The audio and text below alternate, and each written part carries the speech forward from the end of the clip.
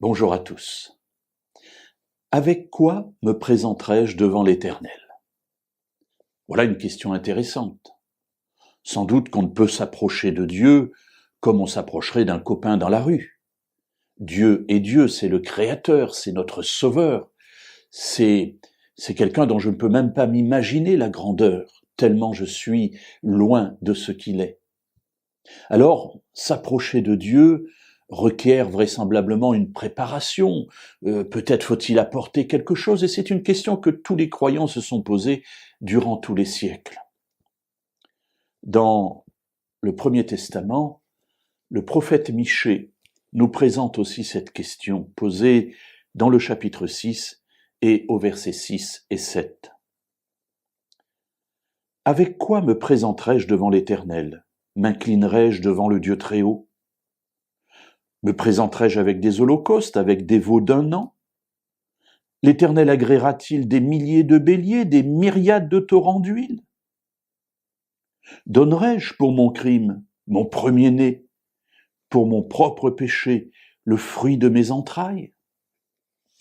Voilà l'interpellation du croyant qui est chargé par un péché terrible et il veut retrouver le contact avec Dieu et du coup il s'imagine tous les moyens possibles pour aller vers lui. Le premier d'entre eux, c'est est-ce que je vais venir m'incliner devant lui ? Voilà, je vais me prosterner, est-ce que ça suffit ? Puis il se dit non, ça ne suffit pas. Alors, il se dit, est-ce qu'il faut que je vienne avec des holocaustes, c'est-à-dire des sacrifices que je donne entièrement à Dieu, je n'en retire rien, j'amène un animal, je le sacrifie et tout est pour Dieu. Entre guillemets, je perds tout.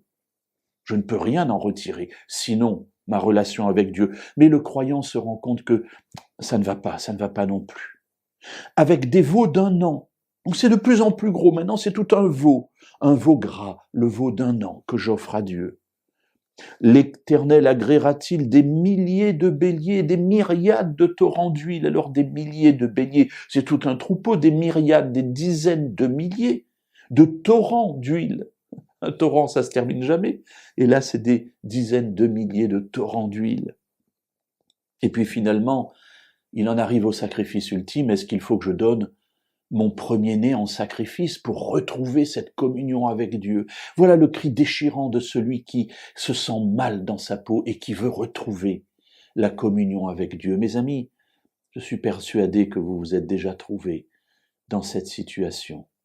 Eh bien, nous verrons demain quelle réponse Dieu donne à ce cri que nous lui adressons parfois.